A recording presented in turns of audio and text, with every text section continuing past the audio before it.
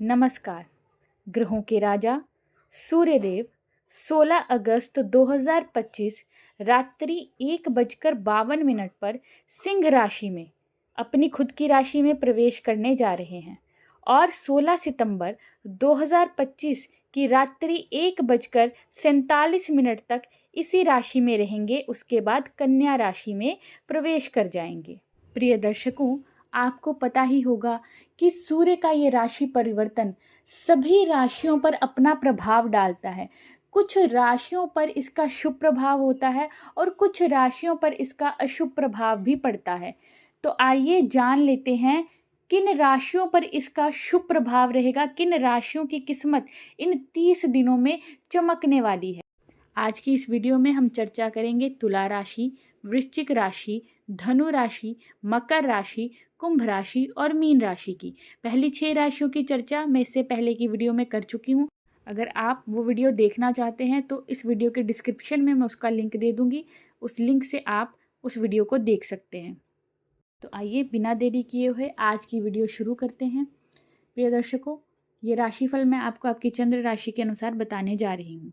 सबसे पहले शुरुआत करेंगे तुला राशि से। तुला राशि के जातकों के लिए सूर्य का ये गोचर एकादश भाव में होने जा रहा है। सूर्य आपके एकादश भाव के स्वामी होकर एकादश भाव में गोचर करेंगे। वर्तमान में केतु भी आपके एकादश भाव में ही गोचर कर रहे हैं। सूर्य और केतु की युति आपके एकादश भाव में बन रही है और राहु की दृष्टि भी सूर्य और केतु पर रहेगी। 30 अगस्त से बुध भी आपके एकादश भाव में ही गोचर करने वाले हैं। तो 30 अगस्त से सूर्य, बुध और केतु इन तीनों की युति आपके एकादश भाव में रहने वाली है। तो ये ग्रहों की स्थिति मैंने आपको बता दी है। सूर्य के इस गोचर में तुला राशि के जातकों के अंदर आध्यात्मिकता बढ़ सकती है। अध्यात्म की ओर आपका झुकाव रहेगा। धार्मिक कार्यों में आपका इस समय के दौरान झुकाव रह सकता है।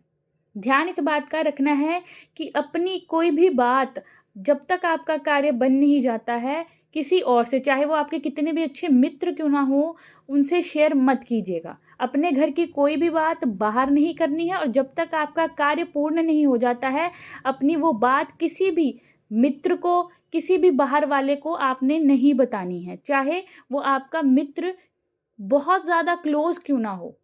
इस समय के दौरान आपकी कार्य क्षेत्र में परफॉर्मेंस बढ़ेगी, आपकी परफॉर्मेंस में इम्प्रूवमेंट रहेगी। आर्थिक लाभ भी इस समय के दौरान आपको हो सकते हैं, परंतु जितनी मेहनत आप करेंगे उसके बराबर का लाभ शायद आपको ना हो। धन लाभ में थोड़ी सी कमी हो, ये चीज़ ज़रूर देखने में आ सकती है, परंतु धन लाभ के योग भी आपके लिए बन रहे हैं।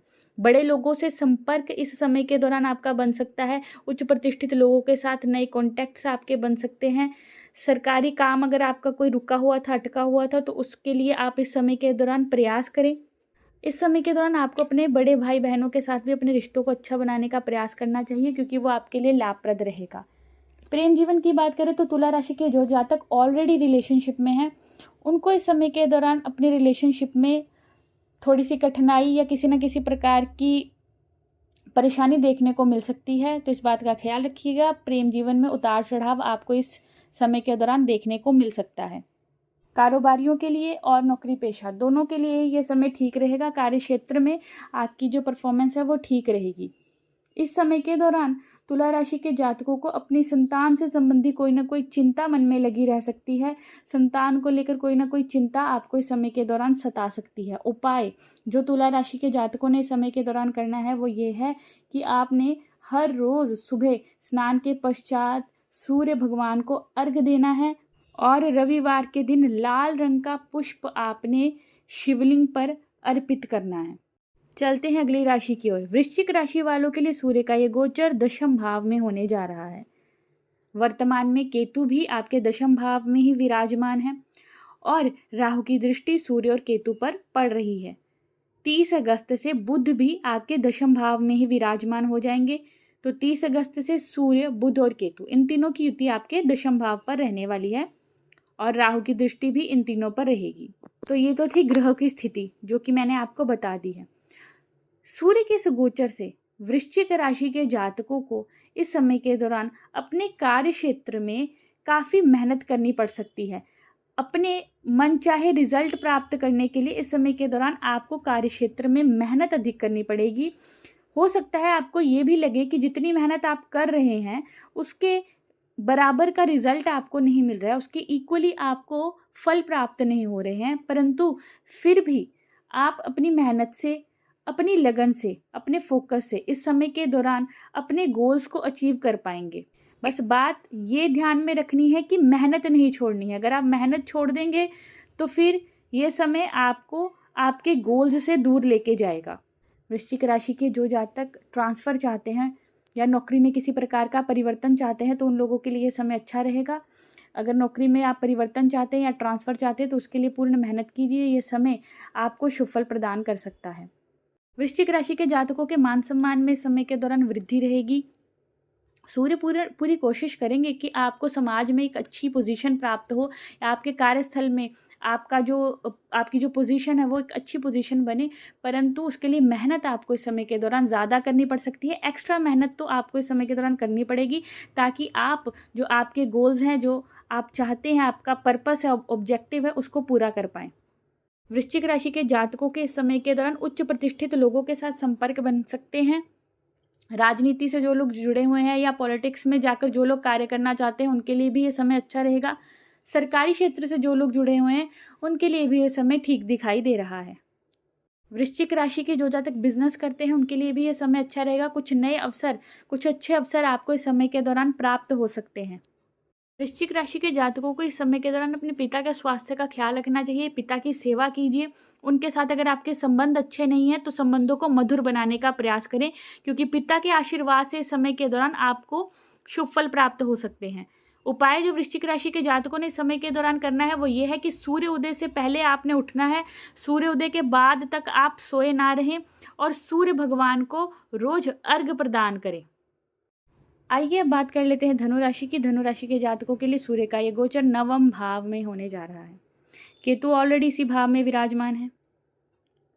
राहु की दृष्टि सूर्य और केतु पर पड़ रही है।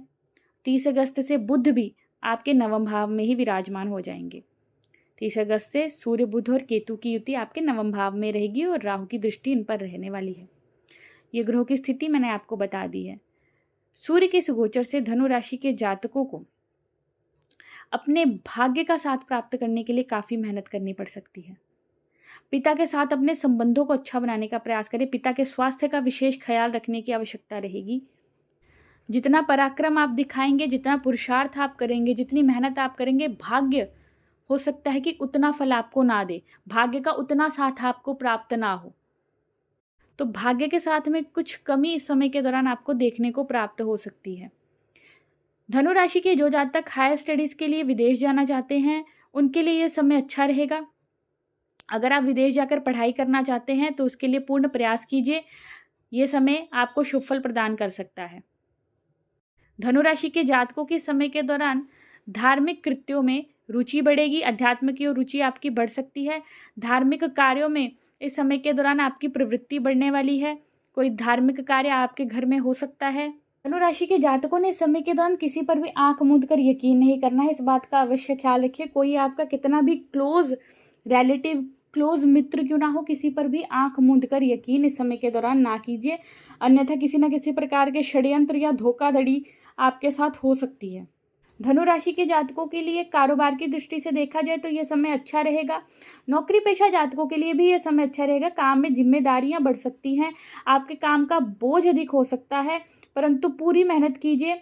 मेहनत के अनुसार आपको थोड़े फल में कमी दिखाई दे सकती है, परंतु इसका मतलब ये नहीं है कि आप मेहनत करना छोड़ दें। उपाय जो धनु राशि के जातकों ने इस समय के दौरान करना है वो ये है कि आपने हर रविवार के दिन गाय को रोटी खिलानी है और हर रोज आपने सूर्य भगवान को सुबह 8 बजे से पहले स्नान के पश्चात सुबह 8 बजे से पहले अर्घ्य अर्पित करना है। आइए अब बात कर लेते हैं मकर राशि की। मकर राशि वालों के लिए सूर्य का ये गोचर अष्टम भाव में होने जा रहा है। केतु भी आपके अष्टम भाव में ही विराजमान है, तो सूर्य और केतु की युति आपके अष्टम भाव में रहेगी और राहु की जो दृष्टि है वो सूर्य और केतु पर रहने वाली है। प्रिय दर्शकों, सूर्य के इस गोचर काल में आपको अपने स्वास्थ्य का विशेष ख्याल रखना चाहिए। स्वास्थ्य को लेकर कोई भी लापरवाही ना बरतें। अगर आपको पहले से ही आपकी हेल्थ डाउन रहती है तो अपने हेल्थ का और ज़्यादा ख्याल रखिए। हेल्थ को लेकर आपने बिल्कुल भी किसी भी प्रकार की लापरवाही नहीं करनी है। कामकाज की दृष्टि से देखा जाए तो कारोबारियों के लिए और नौकरी पेशा दोनों के लिए ही ये जो समय है ये थोड़ा सा और अधिक एफर्ट्स लगाने वाला रहेगा। आपको अधिक संघर्ष इस समय के दौरान करना पड़ सकता है। धन कहीं भी इन्वेस्ट करना है तो बहुत सोच समझकर आपको धन इन्वेस्ट करना है। निवेश करने से पहले बहुत अच्छे से सोच विचार कीजिए, लापरवाही बिल्कुल मत कीजिए, अन्यथा हो सके तो इस गोचर काल के दौरान अभी रुक जाइए धन निवेश करने के लिए। इस गोचर काल के बाद ही आप धन निवेश करने का सोचें। पारिवारिक माहौल में भी थोड़ा सा आपको उतार चढ़ाव देखने को मिलेगा। अपनी वाणी पर कंट्रोल रखिएगा और किसी प्रकार के भी वाद विवाद में पड़ने से बचिएगा। अपने घर के बड़े बुजुर्गों का सम्मान करें, उनकी सेवा करें। हो सकता है कि आप उनकी खूब सेवा कर रहे हो परंतु रिटर्न में वो आपकी सेवा को समझ नहीं रहे हैं, वो आपकी बातों को समझ नहीं पा रहे हैं, आपको समझ नहीं पा रहे हैं, परंतु आपने फिर भी अपना कर्म करते रहना है। उपाय जो मकर राशि के जातकों ने समय के दौरान करना है वो ये है कि आपने हर रविवार के दिन गाय को रोटी खिलानी है और हर रोज़ सूर्य भगवान को अर्घ्य देना है। सूर्योदय से पहले उठना है, इस बात का ख्याल रखिए। सूर्योदय के बाद तक सोए ना रहें। आइए बात कर लेते हैं कुंभ राशि की। कुंभ राशि वालों के लिए सूर्य का ये गोचर सप्तम भाव में होने जा रहा है। केतु भी वर्तमान में सिंह राशि में ही है, यानी कि आपके सप्तम भाव में केतु और सूर्य की युति बन रही है और राहु की दृष्टि सूर्य और केतु पर रहेगी। 30 अगस्त से बुध भी आपके सप्तम भाव में ही विराजमान हो जाएंगे। प्रिय दर्शकों, सूर्य का जो ये गोचर काल है इस समय के दौरान आपको अपने बिजनेस से रिलेटेड नई अपॉर्चुनिटीज़ प्राप्त हो सकती हैं। अपने बिजनेस को लेकर आप कोई अच्छी और नई प्लानिंग कर सकते हैं। कुछ बड़े अवसर आपको प्राप्त हो सकते हैं, परंतु ध्यान इस बात का रखना है कि आपने ओवर कॉन्फिडेंट नहीं होना है।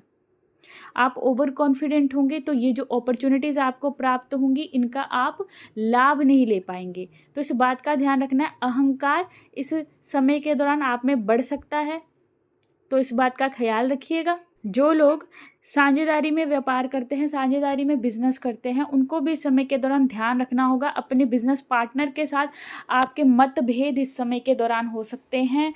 आपको अपनी ईगो को साइड रखकर अपने बिजनेस को आगे लेकर जाना है, तो इस बात का ख्याल रखिएगा। और जो लोग मैरिड हैं, कुंभ राशि के जो जातक मैरिड हैं, उन्हें भी इस समय के दौरान अपने जीवन साथी की हेल्थ का ख्याल रखना चाहिए और अपने जीवन साथी की बातों को समझने का प्रयास करना चाहिए। दाम्पत्य जीवन में आपको सुधार लाना चाहिए, ईगो को साइड रख के, क्योंकि आप और आपके जीवन साथी के बीच में भी आपका ईगो आ सकता है, जिस वजह से आपके जो वैवाहिक रिश्ते हैं उनमें किसी ना किसी प्रकार का मतभेद या खटास आ सकती है। तो इस बात का ख्याल रखें, अपने जीवन साथी की बातों को समझने का प्रयास करें और अपनी ईगो को साइड रख के अपने रिश्ते में इम्प्रूवमेंट लेकर आएँ। कुंभ राशि के जो जातक नौकरी करते हैं उनके लिए ये समय ठीक रहेगा। कारोबारियों के लिए भी ये समय ठीक रहेगा, पर जिन बातों का ध्यान रखने के लिए मैंने आपको कहा है उन बातों का ध्यान अवश्य रखिएगा। कुंभ राशि के जो जातक विदेश यात्रा के लिए प्रयास कर रहे थे उनके लिए ये समय ठीक रहेगा। आप मेहनत कीजिए, आपको मेहनत के अनुरूप शुभ फल प्राप्त हो सकते हैं। उपाय जो कुंभ राशि के जातकों ने समय के दौरान करना है वो ये है कि आपने हर रोज़ तांबे के पात्र में जल लेना है और उसमें एक गुलाब का पुष्प डालकर सूर्य भगवान को रोज अर्घ देना है।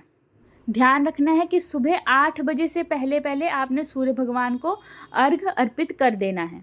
ये बात कर लेते हैं मीन राशि की। मीन राशि के जातकों के लिए सूर्य का ये गोचर छठे भाव में होने जा रहा है। सूर्य आपके छठे भाव के स्वामी होकर छठे भाव में गोचर करेंगे। केतु भी वर्तमान में आपके छठे भाव में ही विराजमान है। राहु की दृष्टि केतु और सूर्य पर रहेगी।